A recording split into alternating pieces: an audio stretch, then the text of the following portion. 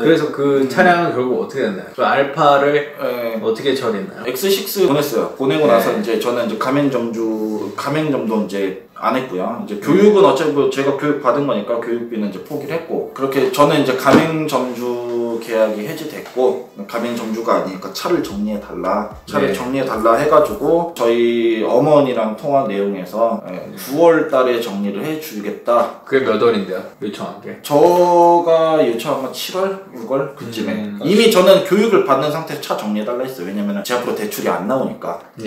그러니까 정리해달라고 꾸준히 얘기하다가, 근데 그때는 이제 제가 가맹점주 뭐 교육을 받고 있고 이제 한다는 그런 생각이 있었으니까. 근데 이제 어쨌든 계약이 해줬으면은 그 차도 계약을 이제 저는 연관이 없는 사람이잖아요. 그러니까 차를 정리해달라 얘기를 하는데 9월에 뭐 해주겠다 얘기했는데, 그때부터 날짜가 되면은 보름 미루고, 또 그날이 오면은 또 보름 미루고. 그러니까 9월 되니까 9월 15일. 9월 15일 결국에는 1월 달에 계약이 종료가 됐습니다. 1월 달에 그거를 완전히 다 끊었어요. 6월 달부터 했던 7, 8, 9, 계속 10, 11, 시간을 12, 계속 1, 약속이 오면은 끌었네요.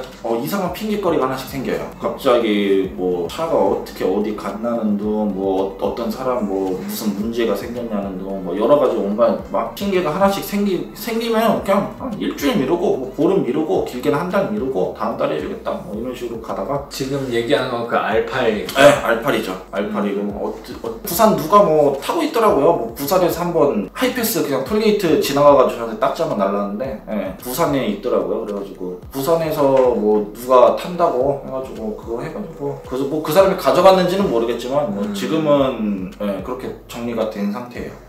결국에는 어렵게. 이것 때문에 엄청났죠. 저희 부모님이랑 통화한 것도 되게 많고, 서로 감정도 안 좋아졌고, 스트레스도 받고. 근데 그때 왜 정리를 겨우 마지막에 그래도 해준 거는 어떤 이유가 있나요? 제가 이제 아파트 분양이 들어가는데 제 앞으로 이제 그 재산이 잡혀 있잖아요. 재산이 잡혀 있다 보니까 분양이 이제 안 되는 거예요. 그래서 이거 해달라. 말 그대로 저는 그런 고가의 차량을 뭐 솔직히 탈 정도는 아니에요. 탈 정도는 아니기 때문에. 문제는 제 앞으로 재산이 잡힌 게 그 차량 7천만 원이 재산이 잡혀 있는 거예요. 그게 어쨌든 대출로 들어간 거니까. 그것 때문에 임대 아파트가 안 나온 거예요. 제 앞으로 이제 2,645만 원인가? 그 이상이 넘어가면은 그 자격이 탈락돼요. 근데 제가 타는 차량도 아니고, 제가 들고 있는 것도 아니고, 재산은 제 명의이기 때문에 7천만 원이 제 앞으로 잡혀 있어서 아파트 분양이 안 된다는 거예요. 그래서 제가 무조건 1월 4일 날에 분양이 들어가야 된다. 저 이거 어떻게 보면은 제가 뭐 살 수 있는 이제 주거 공간이 생기는 거잖아요. 저 빨리 처리해달라 해가지고 결국에는 꽉 채워서 1월 4일 날에 처리를 해줬어요. 쭉 미루다가 9월부터 계속 안 되다가. 쭉 미루다가. 더 길게는 6월부터. 그렇죠. 6월부터죠. 그 사람이 항상 뭐든지 행동을 무조건 늦춰버리고, 한 사람은 누군가의 피를 말려버려요. 정말 스트레스 받을 거 다 받게, 돈 같은 경우는 정말 늦게 주면 그 늦게 딜레이 시켜버리고, 항상 본인은 뭔가 뭐 피를 준 적이 없다고 말을 하지만 항상 행동은 무조건 늦게, 무조건 피 말리기, 이런 식입니다. 이게 뭐 저뿐만 아니라 정말 당해보신 분들이 많을 거예요. 그분을 아신다면, 송진영이라는 사람을 안다면 그럴 겁니다.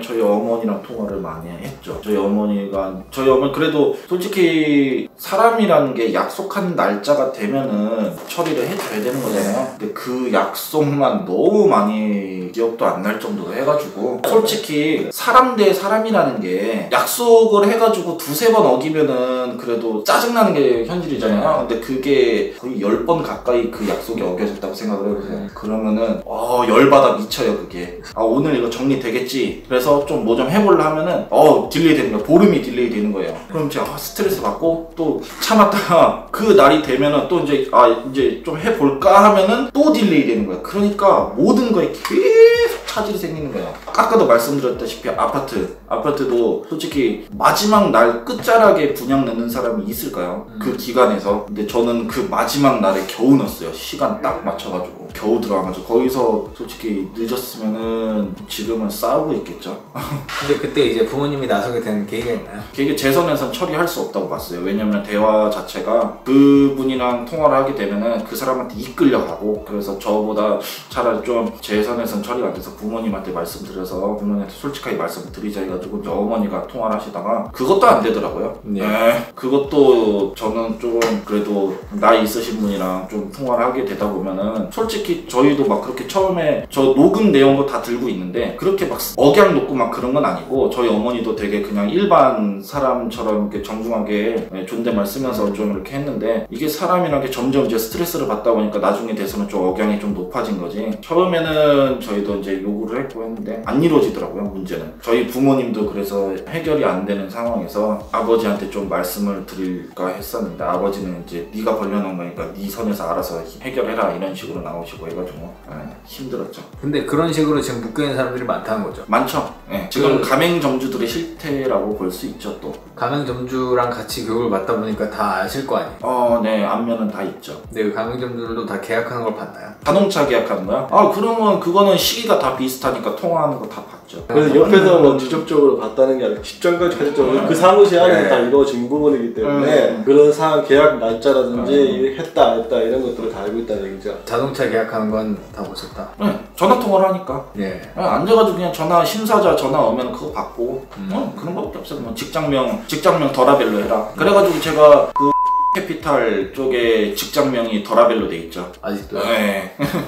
그러면 그 사람들도 다 해지하고 싶어 하나요? 가맹점들도? 솔직한 마음에서 누구든 안 하고 싶겠어요. 차 정리하고 싶은 사람이 다 만장일치죠. 솔직히 만장일치. 근데 일단은 지금 송정 씨가 돈을 내주고 있다고 하잖아요. 내주고 있다니까 뭐 별 생각 없는 사람은 뭐 그런 거 같고 대부분이 제가 봤을 때는 차 정리 원하는 사람이지 않을까 싶어요. 저는. 어떤 점이 제일 마음에 걸릴까요? 일단은 그 사람들 입장에서는 가맹점 더라벨을 운영을 하고 있고 그거 솔직히 제가 그 상황이었으면은 더라벨 솔직히 간판 필요 없거든요. 그 필요 없는데 문제는 차가 묶여 있잖아요.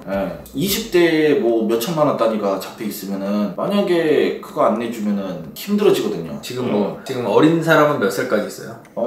제가 가맹점 중에 제일 어렸어요. 제가 제일 어렸고 다 저보다 한두 살 차이. 그러니까 27살? 28, 29.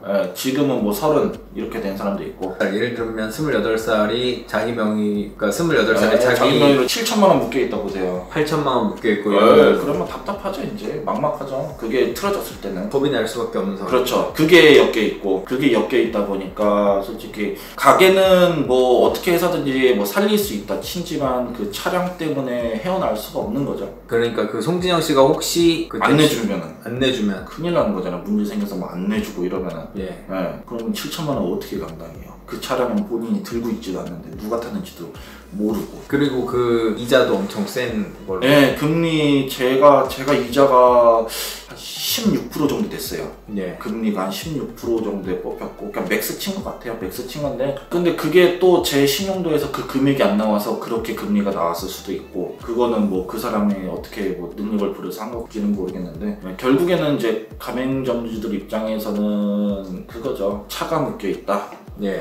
그런 거. 만약에 안 내줘서 매달 180만 원을 내야 된다 라고 하면은 솔직히 28살에 180만 원씩 매달. 오토리스 그런 최근에 기사 나온 것만 봐도 본인은 뭐 100 얼마만 내고 탈 수 있다 하는 거 그런 거에서 그 계약자가 도망가 버리니까 330만 원 덤탱이 씌워졌다. 월 330만 원씩 내고 있다. 이런 사례가 많잖아요.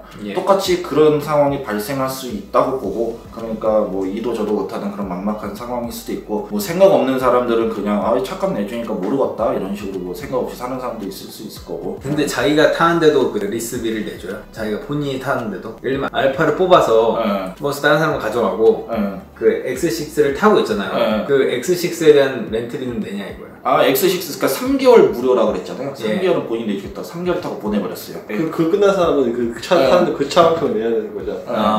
그럼 지금 그걸 내고 있는 사람들도 있어요? 아니면 보통 점주들은 다 반납을 했어요? 모르겠어요. 그게 성공하겠죠.